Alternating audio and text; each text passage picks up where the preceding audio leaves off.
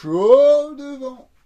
Aujourd'hui, débrief Japan Expo, bien entendu. Le Zoulouf était en vadrouille. Bon, c'est pas lui qui a fait caca dans les allées, je vous rassure. Mais il a ramené quelques petits articles fort sympathiques, ma foi. Bien évidemment, les achats du mois de juillet. C'était l'enfer début juillet, mais à partir du 15, il n'y a plus eu aucune sortie de ma part, à part 2 titres, je crois, et les Kingdom qui sont arrivés en abonnement. Bref, j'espère que ça vous plaira. Et... Quoi? Non. Non. Je pensais que vous avez oublié. Non.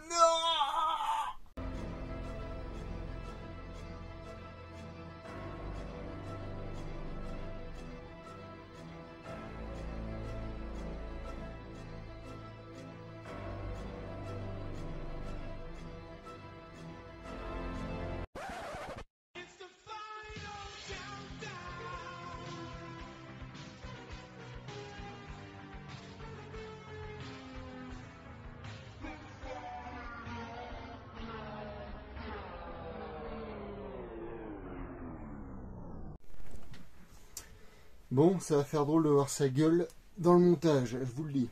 Mais bon, chose promise, chose due. Zoulouf est là désormais. Et il vous accompagnera dans vos plus beaux rêves. Bien évidemment. Wink. Bon, récap Japan Expo 2024. Eh bien, vivement la 2025, j'ai envie de dire. Il n'y avait strictement rien qui m'intéressait en termes de programmation ni d'invités.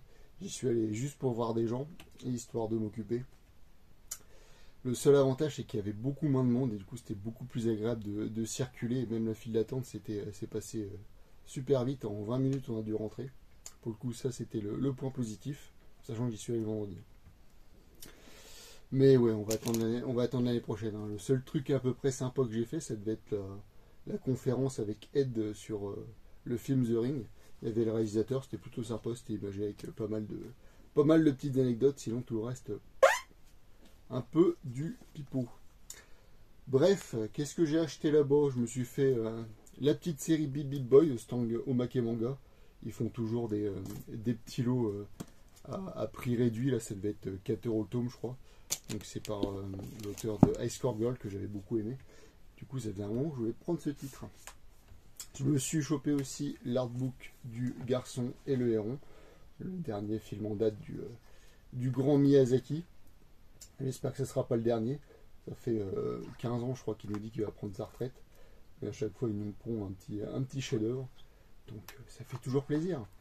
Je commence à en avoir pas mal des petits artbooks Ghibli. Ça commence à en faire du papier. Et ensuite, en petit goodie, je me suis pris des petites cartes postales un peu what the fuck sur un stand japonais. Big up à ces espèces de gros pouces là qui sont une baston. C'est ça qui a décidé mon achat. Et dernier petit truc, bien sûr le petit calcifère en broderie, fortement sympathique. Donc je ne me suis pas fait par les vendeurs de fruits secs. C'est vraiment le némésis de la Japan Expo à chaque fois. Le cadeau empoisonné est arrivé dans la boîte aux lettres. Je vais bien sûr parler des tomes 70 et 71 de Kingdom, avec ce qui s'est passé dans les derniers tomes, avec la mort d'un certain personnage, si vous voyez ce que je veux dire. C'est juste une torture de s'empêcher de lire ces tomes. Moi, je vais attendre d'en avoir au moins 5 ou 6 à lire, parce que sinon, c'est beaucoup trop frustrant. Je vais rien ouvrir, parce que j'ai surtout pas envie de me spoiler. Du Welcome Back Alice et son tome 4. Alors là, ça y est, nos personnages principaux commencent sérieusement à se titiller le cornichon, que ce soit dans la douche ou dans le lit, que ce soit entre hommes ou entre hommes et femmes.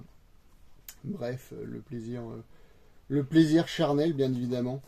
Ça se confirme, c'est vraiment pas mon Oshimi préféré. Mais je sais qu'il y en a pas mal qui l'aiment bien. Bon, ça me rappelle trop l'intimité de Marie, j'avais vraiment pas apprécié la lecture. Le tome 8 de Asadora. Je dois être en tome 4 à la lecture, veuillez m'excuser. Mais bon, du Naoki Arasawa, c'est pareil, j'aime bien en avoir un petit tas et m'en lire quelques-uns d'un coup. Surtout que, vu que c'est un peu un récit d'enquête, ça fait toujours mieux à suivre quand il y en a pas mal à lire d'un coup. Under Fraud et son tome 4, bien sûr. Bon là, je vais passer assez vite, c'est des séries qu'on voit très fréquemment. Du Grand Blue, je ne sais pas si c'est pas littéralement le dernier tome. En tout cas, ça c'est la série qui divise énormément. Soit on kiffe, on kiffe dès le début l'humour, soit on déteste. J'en connais beaucoup qui détestent. Le tome 13 de Glouton et Dragon, avant-dernier tome, si je dis pas de bêtises. Toujours une super cover. J'ai vu la cover du dernier tome, le tome 14, elle est absolument exceptionnelle. D'ailleurs, la série animée avec vous voyez, avec ce logo de Netflix absolument immonde, je l'ai regardé et franchement c'est un peu un 20 sur 20, c'est un vrai BPM comme disent les jeunes. C'était beaucoup trop bien avec la musique et tout, ça rajoute vraiment un petit côté, mais ça n'empêche pas mon amour pour le manga. Curieux de voir comment ça se finit. Tome 6 de Land, nous annonçait sur un petit cliffhanger. Très belle cover d'ailleurs, avec une très très belle moustache. Petit cliffhanger avec la Anne qui est restée coincée dans le village, qui va à la rencontre d'un Camille, je sais plus lequel, enfin celui avec la faux. Il s'avère que ce n'est autre qu'un Gundam piloté par quelqu'un. Enfin, c'est pas tout à fait ça, mais c'est un peu le genre. C'est toujours sympa à lire. Est-ce que c'est le plus grand BPM de l'histoire? Je ne sais pas, mais en tout cas, c'est une série que j'aime suivre. Et je suis relativement à jour, donc c'est assez exceptionnel. Le tome 24 de Jujutsu Kaisen, alors là je ne suis pas du tout à jour. Son of Life, tome 13, avec une superbe cover. On est toujours dans l'arc tournoi interlissé. Donc cette petite série plutôt sociale, on va dire, sur les bords, avec pour thème le koto, cette espèce de ukulélé mélangeant guitare et harpe. Un grand truc comme ça où on fait gling gling. Vous verrez pour la description. Jojo Land et son tome 2. Je n'ai pas encore lu, mais j'ai vu qu'il y avait Rohan Kishibe dedans. Je sens que ça va être, ma foi, un très bon démarrage de série. Sachant que ce personnage, ça vient un peu le main caractère des Jojo. Le tome 13 des carnets de l'apothicaire. Alors profitez d'avoir un tome tant qu'on peut, parce que la dessinatrice, je crois qu'elle est en 11 pour fraude fiscale. Enfin bref, j'espère qu'on peut continuer à dessiner en prison au Japon. Et oui, cette fois-ci je ne ferai pas l'erreur. Le tome combien? Le tome 6 de Partner 2.0. Et ben vous savez quoi, j'en ai rien à péter. On va le faire en live et je vais vous ouvrir une seule page. Vous allez voir c'est qui Zoulouf. Hop. Et voilà. Et ben nickel. Superbe cover pour ce tome 46 de chez Afuru. Je ne vous présente plus le titre sur ce sport qui est le Karuta, alliant poésie et réflexe. C'est beau ce que je dis, c'est beau. Thunderfree, tome 4 par Hiroya Oku, bien sûr. Je ne sais pas pourquoi je ne l'ai pas encore lu ce tome-là. Pourtant, généralement, je le pète dès le soir où je l'achète. En tout cas, ça fait plaisir de retrouver ce Hiroya Oku-là. Ça nous fait bien évidemment penser à Gantz, sans les défauts de ces autres séries qui sont sorties après. Enfin, ce petit côté décalé avec les personnages en cartoon, j'aime beaucoup. Même s'il n'y a pas vraiment d'enjeu, vu qu'ils sont littéralement immortels. Divergelgeller, allez vous faire foutre bien sûr. Et son tome 3, celui-là est bien fat, bien épais. J'ai toujours pas lu le tome 2. J'avais vraiment pas aimé le tome 1 et je continue la série. Et ouais, et ben c'est pas du Samura pour rien. Hein. Généralement quand il y a son nom, on achète. J'espère que je vous ai pas montré des dingueries connaissant le cousin. Sûrement, j'en ai plus rien à foutre. Des Dark et son tome 7. Toujours très belle cover, bien sûr. 12 €, je vais vous faire niquer. Et bien évidemment, n'oubliez pas de faire les mots croisés qui sont à fond de la série. Enfin, à la fin de la série. Je ne sais même plus de quoi ça parle, j'ai beaucoup trop de retard sur cette série. Je sais juste qu'on suit un espèce de roi des enfers galactique qui a un sac à dos qui parle. Keiji et son tome 16, regardez-moi cette gueule d'alpha. Je ne comprends pas comment il peut y avoir des diffameurs de Hara pareil. Le mec est littéralement le goat absolu en dessin. Regardez un peu, on dirait moi de profil un peu. ferai pas. Soten no Ken, tome 12. Et ben vous savez quoi, je crois que j'ai ni le tome 11, ni le tome 10. Faut vraiment que j'aille me faire foutre. Je sais pas ce que j'ai branlé avec cette série. Enfin, en tout cas, je sais pas où j'ai planqué les tomes. Et quand j'étais en train de faire un peu de rangement l'autre jour, je me suis rendu compte que j'avais le tome 12 d'acheter. Et je m'étais arrêté au tome 9. Je pourrais se faire foutre. On va se passer sur les moyens formats. Vous connaissez. Sex Apocalypse. Je vais quand même tenter de vous montrer quelques images. Donc là, on est sur un... Au départ, c'était des nouvelles d'un auteur qui faisait des nouvelles un peu bresson et on va dire orienté assez sur le sgeg, on va dire, mais de façon assez hardcore. Et ça a été mis en recueil sous forme illustrée, comme ça, en manga.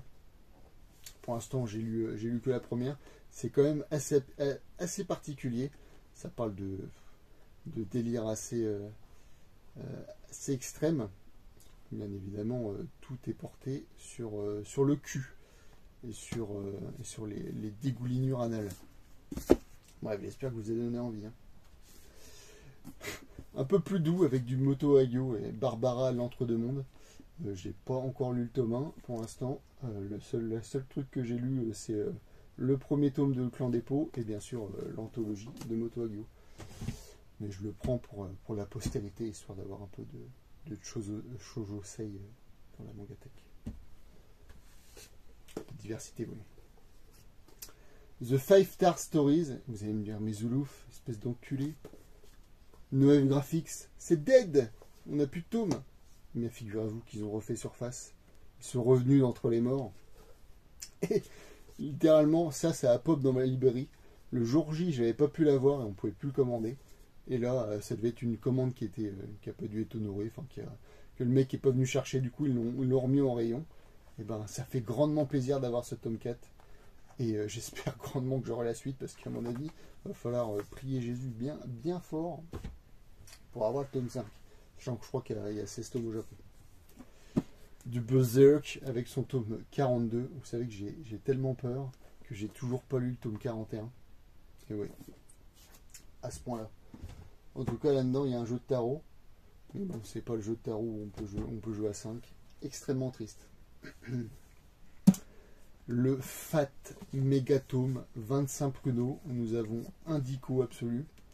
Venus Wars, je sais pas du tout de quoi ça parle. Je sais juste que c'est fait par Yoshikazu Yasuhiko, bien sûr.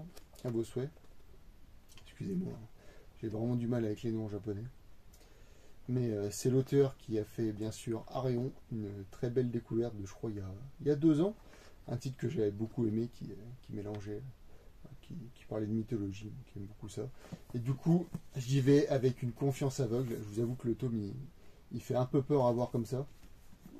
Mais je sens que ça va être du bon, et ça sera en 2 tomes. Excusez-moi si j'ai la voix qui tremblote, il commence à faire extrêmement chaud ici, et j'ai la raie qui suinte. C'est l'enfer. Surtout, n'associez pas mon visage aux 2 prochains titres que vous allez voir. Je vais bien sûr parler de Icon de Shintaro Kago. Un petit artbook, ma foi, tout à fait inutile, qui reprend, où il va reprendre des célébrités bien connues, comme là, Mao Zedong, il va les dessiner à sa façon. Je ne vais pas tous les montrer. Tiens, notre ami le moustachu Staline. Voilà, un bouquin tout à fait inutile, mais ça fait toujours plaisir d'avoir un artbook de Kago dans la collection. Le fils d'Hitler. Oui, j'ai un peu honte. Mais quand mon libraire m'en a parlé avec passion, je n'ai plus que craquer. Donc on va suivre Dickies. Hitler ne peut pas avoir d'enfant, il est impuissant. Et donc ça va être Dickies qui va devoir se charger de la lourde tâche d'être le fils d'Hitler. Comment ça se passe ces BD? C'est un dessin très enfantin, c'est mignon tout plein en fait. Hein. C'est du, malgré le thème, c'est des Où est Charlie? Et de là on découle une petite histoire sans bulle. Vraiment c'était mignon tout plein, on va dire. Autre registre, là c'était vraiment sur un coup de tête. du Jeff Lemire avec Les Éphémères. Jeff Lemire, un titre que j'ai beaucoup aimé, c'était Le Labyrinthe Inachevé. Là, je ne sais même pas de quoi ça parle. Je crois que c'est un mec qui élève une mouche. Je sais pas si vous avez vu le film Mandibule de Quentin Dupieux, mais je l'ai vu il n'y a pas longtemps. Mon Dieu. En tout cas, Jeff Lemire, toujours un plaisir au dessin. Et les éditions Futuropolis, j'aime beaucoup le format de leurs titres. Et il faut que je m'intéresse un peu plus à cette maison d'édition. Voir ce qu'ils proposent. J'ai l'impression qu'ils ont beaucoup de très bons titres. Et allez vous faire foutre, je vous donnerai même pas un synopsis parce que je le connais même pas moi-même. Bien évidemment, vous connaissez à connaître le Louvre désormais. On a du Frédéric Peters à chaque fois maintenant, avec Saint-Elme. Donc c'est Serge Lehmann et Frédéric Peters. Saint-Elme, qu'est-ce que c'est? C'est une ville où il se passe des choses un peu bizarres, qui est dominée par une famille un peu mafieuse. Et il y a un détective qui va se pointer là-dedans avec son assistante, un détective un peu désabusé. Et il va enquêter sur la disparition d'un personnage. Il va découvrir qu'il y a un petit trafic là-dessous avec peut-être la famille à la tête de la ville qui est mêlée à ça. Enfin bref, il va se foutre un peu dans la merde. Toujours un dessin très riche. Et de ce que j'aime bien aussi, c'est vraiment les couleurs qui sont vraiment super flashy. Il n'y a pas une page qui se ressemble. C'est vraiment sympa à lire. Et en plus, c'est assez rapide à lire. Une série en 6 tomes, si je dis pas de conneries, qui a été primée à Angoulême. Je ne peux que vous conseiller. De toute façon, vous avez Frédéric Peters, je ne peux que vous conseiller. Et on se termine avec un petit artbook de chez Taschen, je ne sais pas si ça se dit comme ça. Masterpiece of Fantasy Art. Mais pourquoi t'achètes ça, Zoulouf? Parce qu'ils font vraiment des super bouquins, super bien documentés. Bon, dedans, il y a les 3 langues, hein, anglais, allemand et français.